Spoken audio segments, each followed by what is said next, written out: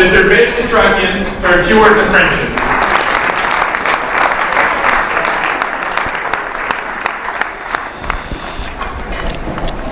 Well, I will be short first. I know that we're here tonight in order basically to remember and fundraise for our Syrian refugee program. You know, it's amazing. We commemorate the genocide 100 years, 101st year. And I don't know why, we're the oldest Christian nation. We think that God loves us very much, but obviously, maybe because He loves us so much, He makes us suffer so much too. If we take the history, our history, the last 100 years, it has been really, we never had time to really read. Basically, in the 40s or 50s, when we started really standing up on our feet, especially in the Middle Eastern communities, which we considered at that time really the backbone of the Armenian diaspora. Since then, it started with the Egyptian revolution in the early 50s, and we saw a wave of Armenians leaving Egypt.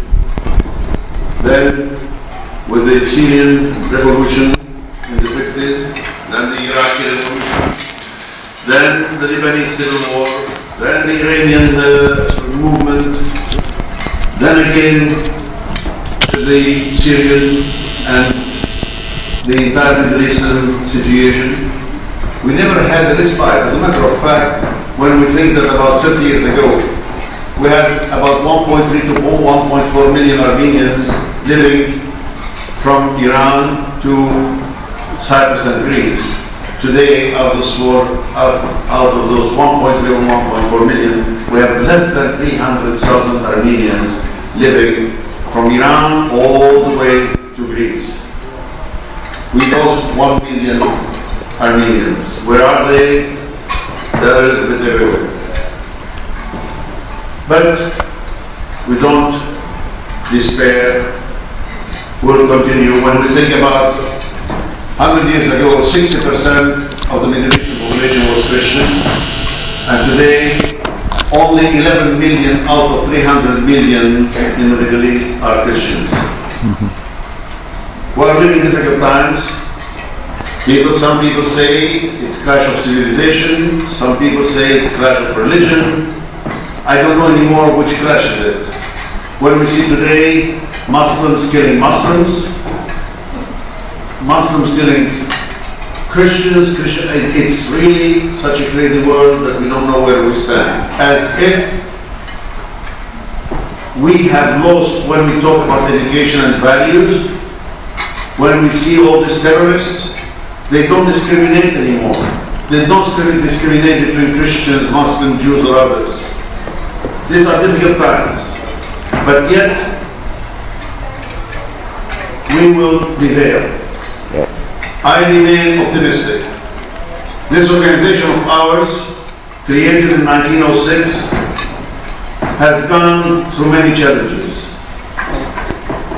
And it has been up to the task, and we thank the Armenians worldwide who have entrusted this organization, and we will continue the heritage of our forefathers, of our founders, and will continue to reach out to every Armenian in need. We thank you, and I thank you on behalf of AGBU for your support. Unfortunately, moral support is very important, but nowadays financial support is even more important, to be realistic. Without money we cannot do too much. We have so far raised, and we have so far spent about almost $4 million on the refugee program. Frankly speaking, I don't have to be proud of that figure. So far we have spent maybe 15-20 million. But we are talking about the Syrian Armenians. We are forgetting about 3 years ago, 4 years ago, we had the Iraqi Armenians. Out of 50,000 Armenians in Iraq, there are only 7,000 or 8,000 left today. In Iran, out of 200 to 250,000 Armenians, we have almost about 50 to 60,000 Armenians. In Lebanon, out of 250,000 Armenians, we have about 50 to 60,000 Armenians remaining. So, we, all those of us who have been really privileged, that we settled in good times and we did well, we should ask ourselves, what made it that we are here tonight and we are in a position of comfort? You know what? We could have been in somebody else's shoes. And please remember that if we don't reach out to the Armenians in need today, nobody will do. And we don't have the right to expect from others, from the foreigners, because it's enough. If we Armenians today, we cannot take care of ourselves. We appreciate your generosity and we thank you for it. To conclude, first I would like to thank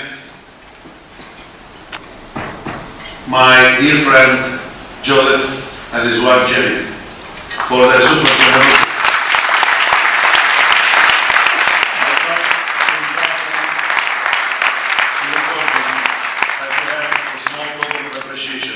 On this occasion. Muy bien.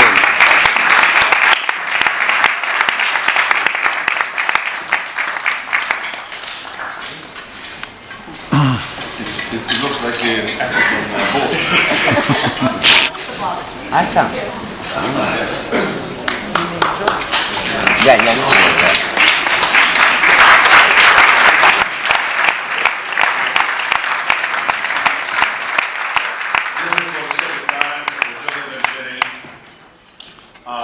And the writing because of this whole weekend of events, not only tonight, yesterday night's dinner, and everything else. Thank you again. I would like to thank the organizing committee. You know, usually I never like to name people because you always forget somebody, as I said this afternoon, and then you make enemies. But I'm going to take it as a symbol, and I'm going to thank Camilo Sí, señor.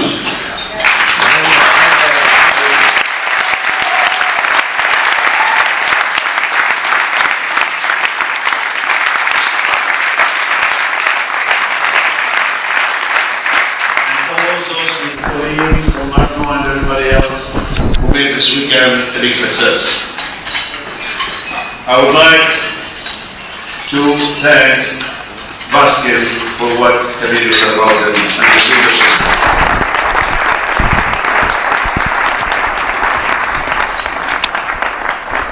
I would like to thank my very good friend Cesar, who is here tonight, and he is an Armenian by blood and soul.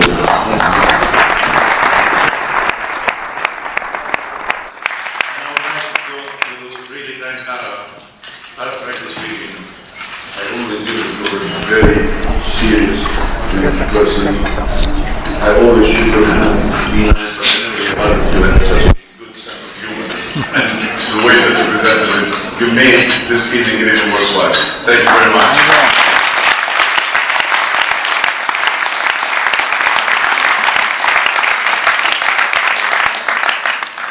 I hope I didn't forget anybody. And even your mother is not here. Thank you again, and we'll continue our journey on our mission of AGBU. Thank you very much. Fantástico.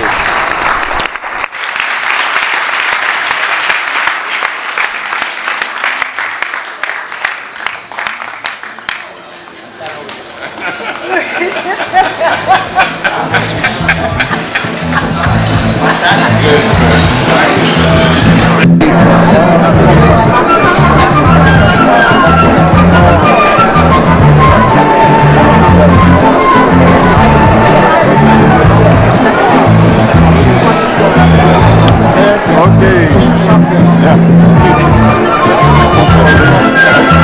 Yeah.